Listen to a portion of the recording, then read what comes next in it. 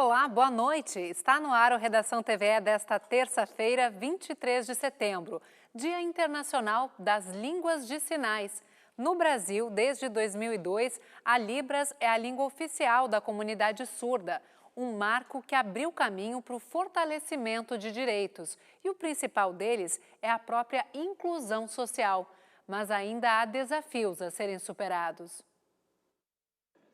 Desde que foi inaugurado em 2011, o Instituto Federal do Rio Grande do Sul, Campus Restinga, em Porto Alegre, disponibiliza tradutores e intérpretes da língua brasileira de sinais para estudantes surdos, seja em sala de aula ou qualquer outro ambiente acadêmico em que eles precisem se comunicar. A instituição conta hoje com 4 profissionais que prestam esse serviço. Gisele foi a primeira. Ela explica a complexidade da Libras, que, ao contrário do que muitos pensam, não é uma mera tradução para o português. Ela tem um sistema linguístico próprio, uma gramática própria, parâmetros envolvidos próprios. O que significa isso? Eu me expresso utilizando outras áreas de comunicação. Então, eu me comunico agora a você usando a voz. Quando eu estou falando em língua de sinais, eu me comunico utilizando sinais, gestos, expressões faciais, o que chamamos de configuração de mão, que é a forma com que a mão assume, no momento da execução do sinal. Reconhecida como um meio de comunicação e expressão da comunidade surda, a língua brasileira de sinais é prevista em lei, estabelecendo aos surdos o direito à educação bilíngue e acesso a serviços públicos. Infelizmente, há uma defasagem, tanto por ausência de profissionais, quanto também de interesse público envolvido. Então, por isso que é bem importante ofertar mais oficinas, cursos de Libras, cursos de formação de tradutores e intérpretes, porque é justamente isso que vai favorecer o acesso aos direitos linguísticos e acesso a uma garantia de direitos diversos para essa comunidade surda. A demanda por intérpretes profissionais de Libras aumentou no país. Pensando nisso, há 4 anos, esta gaúcha criou uma empresa que oferece esse serviço e hoje conta com 300 colaboradores em todo o Brasil. O mercado de trabalho para o profissional intérprete de Libras, ele cresceu muito depois da lei de inclusão. Então, com essa lei de inclusão, a gente teve a obrigatoriedade de estar presente em vários ambientes, seja ele na saúde, às vezes na educação, dentro das universidades. Então, tudo isso fez com que a gente estivesse mais presente dentro desses mercados. A empresa oferece também uma plataforma que funciona 24 horas, 7 dias por semana, ampliando a acessibilidade de pessoas surdas. E um novo serviço está sendo desenvolvido com o uso de inteligência artificial. Essa é uma plataforma que ela funciona 24 horas por dia, 7 dias por semana. Nós temos profissionais que ficam ali disponíveis para fazer a interpretação e a mediação da comunicação entre a pessoa surda e a pessoa ouvinte. Então, por exemplo, um surdo ele chega para ser atendido na saúde, ali no hospital, e aquele profissional ele não tem domínio da língua de sinais para poder conversar com ele utiliza da nossa plataforma. A gente está estudando cada vez mais as inteligências artificiais que vêm surgindo aí para mudar tudo, e a ideia é que a gente possa ter uma pessoa de forma virtual que também faça esse mesmo atendimento do intérprete de Libras. E se engana quem pensa que somente intérpretes profissionais e surdos devem saber Libras. Todo mundo ganha conhecendo essa forma inclusiva de comunicação. Com a ajuda de Gisele, eu aprendi meu nome completo.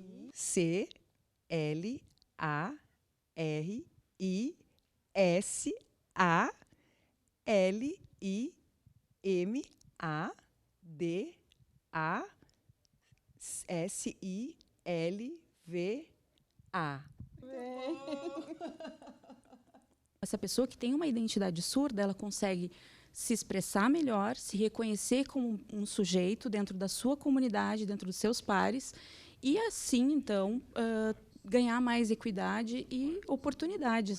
Então, quando a gente oferta a língua de sinais, a gente está colocando aquela pessoa surda como um semelhante, uma pessoa que tem essas características, mas pode disputar uma vaga de emprego, por exemplo. Importante. Os casos de violência nas escolas aumentaram mais de 250% entre 2013 e 2023 no Brasil. O assunto foi debatido em uma audiência pública organizada pela Comissão de Educação da Assembleia Legislativa. O relato é da professora Marta. Ela foi agredida fisicamente por um aluno que deveria ter acompanhamento em sala de aula pela lei da inclusão, mas não tinha. ele agrediu uma aluna da outra turma, foi passada para minha turma, essa criança, e aí ele estava com a monitora porque eu fui atrás, falei com a monitora, e ela ficou alguns dias com o aluno e depois se desligou do contrato. E desde então ele está ainda sem pessoa especializada para acompanhá-lo durante as atividades. E até que deu essa ocorrência comigo no dia 5 de agosto, e eu fui atendida no HPS, passei muito mal e desde então eu estou de licença médica, não consigo voltar para a sala de aula. A audiência pública na Comissão de Educação da Assembleia Legislativa tratou o tema da violência nas escolas. O local de aprendizagem e proteção das crianças tem sido palco de ameaças, como em Novo Hamburgo, que suspendeu as aulas em agosto por causa de um suposto plano de ataque. Ou o caso que chocou o país, do adolescente que matou um aluno de 9 anos a facadas e feriu outras 5 pessoas em uma escola de Estação no Norte Gaúcho. Discussões que estão no cenário da rotina da escola, permeada pelas redes sociais, as tecnologias e as questões de saúde mental. Essa professora e psicóloga falou da pesquisa que propõe um programa de prevenção com o acolhimento de professores. Violência sempre existiu, claro que hoje ela está muito mais, mas o professor conseguia lidar melhor com isso, porque ele estava mais abastecido, emocionalmente melhor. Hoje está todo mundo muito fragilizado e as violências vão se multiplicando porque elas não têm uma intervenção mais imediata. Então acredito que cuidar da saúde mental dos professores, automaticamente a gente cuida da saúde mental da escola, dos alunos, né? Um ambiente em que as pessoas se sentem bem, se sentem felizes, que elas conseguem dialogar, que elas conseguem ter diferenças e respeitar as diferenças, porque acho que é isso, né? Ninguém vai comer a mesma coisa, votar no mesmo político, escolher a mesma religião, e isso tudo faz parte da diversidade humana. O Núcleo da Criança e do Adolescente da Defensoria Pública Gaúcha acolhe diferentes casos que demonstram essa nova realidade social nas escolas. Hoje em dia os nossos jovens têm um acesso muito fácil desde muito cedo à tecnologia, então a gente precisa trabalhar a questão de uma educação digital, do uso saudável dessa tecnologia. Então não há dúvidas de que o manejo de forma equivocada das redes sociais, por exemplo, favorece o cyberbullying, favorece doenças relacionadas à saúde mental, depressão, ansiedade, e que podem culminar com situações de violência dentro das escolas. Além disso, também é necessário que a escola esteja preparada para um ambiente de inclusão, o que nem sempre ocorre, e a gente vem monitorando isso também, profissionais de apoio, atendimento educacional especializado, porque se a gente não tem uma inclusão efetiva, a gente acaba tendo exclusão dentro do ambiente escolar e a gente acaba tendo vítimas em potencial de bullying e futuramente alunos que possam se agredir e agredir aos outros. E agora outra informação preocupante. Um levantamento divulgado pela Secretaria da Saúde revela que o Rio Grande do Sul possui uma das maiores taxas de mortalidade por suicídio do país.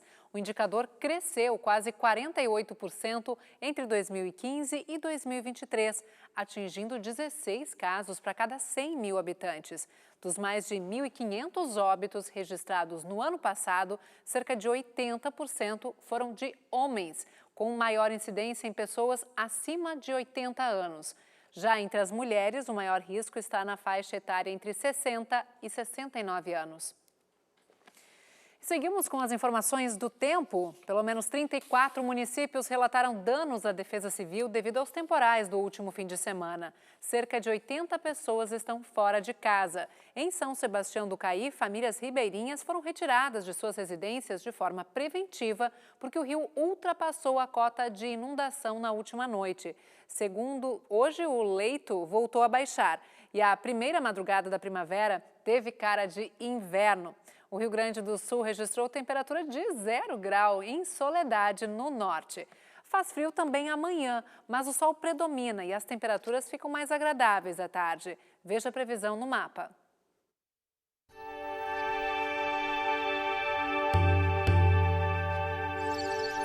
Uma massa de ar seco e frio de alta pressão atmosférica mantém o tempo firme em todo o Rio Grande do Sul nesta quarta-feira.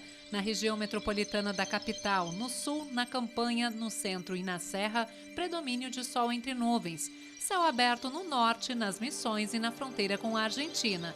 E as temperaturas seguem abaixo da média para a primavera. Faz frio pela manhã, especialmente perto da fronteira com o Uruguai. Mínima de 13 e máxima de 19 graus em Porto Alegre.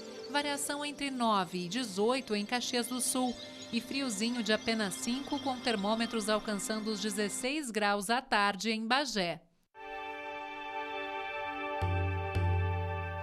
Agora, cultura, a exposição Naturezas Desviantes de Gisele Baigelman reúne 3 trabalhos produzidos nos últimos 5 anos. Botânica tirânica, beleza corrosiva e venenosas, nocivas e suspeitas. As 3 instalações estão reunidas numa mostra concebida para as pinacotecas principais do Marx.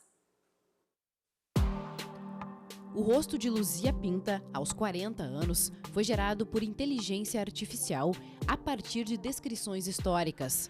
Nascida em Luanda no século XVIII, ela foi escravizada e trazida para Minas Gerais, onde conseguiu comprar a própria liberdade.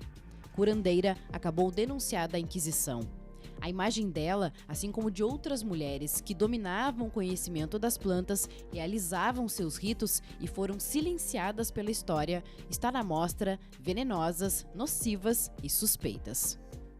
E é incalculável o conhecimento que foi perdido em nome de uma opressão religiosa, uniformizante, inquisitorial.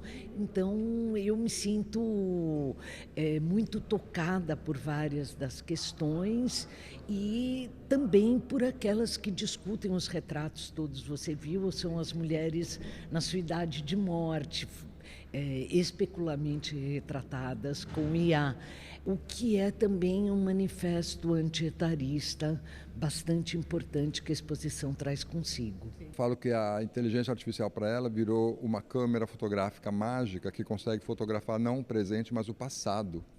E com isso reparar histórias de grandes violências que nós tivemos, né?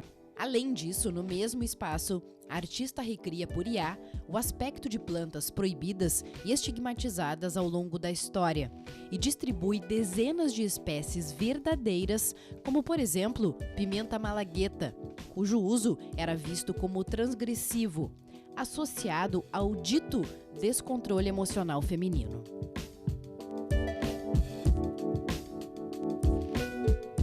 As plantas também são o foco de Botânica Tirânica, trabalho de 2022, em que Gisele mapeou espécies com nomeação pejorativa, como Maria Sem Vergonha, Judeu Errante, propondo uma reflexão sobre como a nomenclatura reforça preconceitos de gênero, raça e identidade cultural.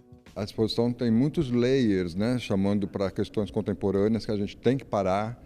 E como sociedade a gente tem que se reorganizar para pensar o futuro que nós estamos legando para as próximas gerações.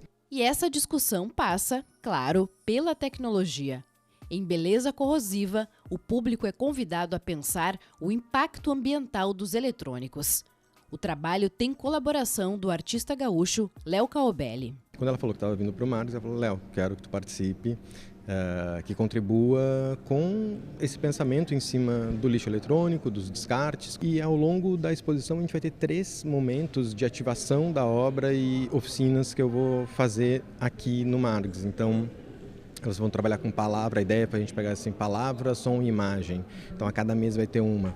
Naturezas Desviantes fica no Marx até o dia 30 de novembro. É a primeira grande exposição de fora que o museu recebe após a enchente.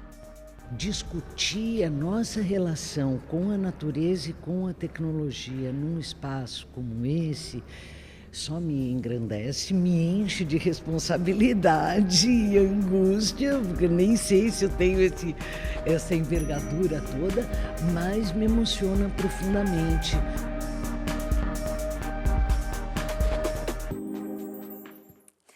E assim encerramos o programa de hoje. A seguir, as notícias nacionais do Repórter Brasil. A gente volta amanhã, 6:45. Obrigada pela companhia. Boa noite. Até lá. Tchau, tchau.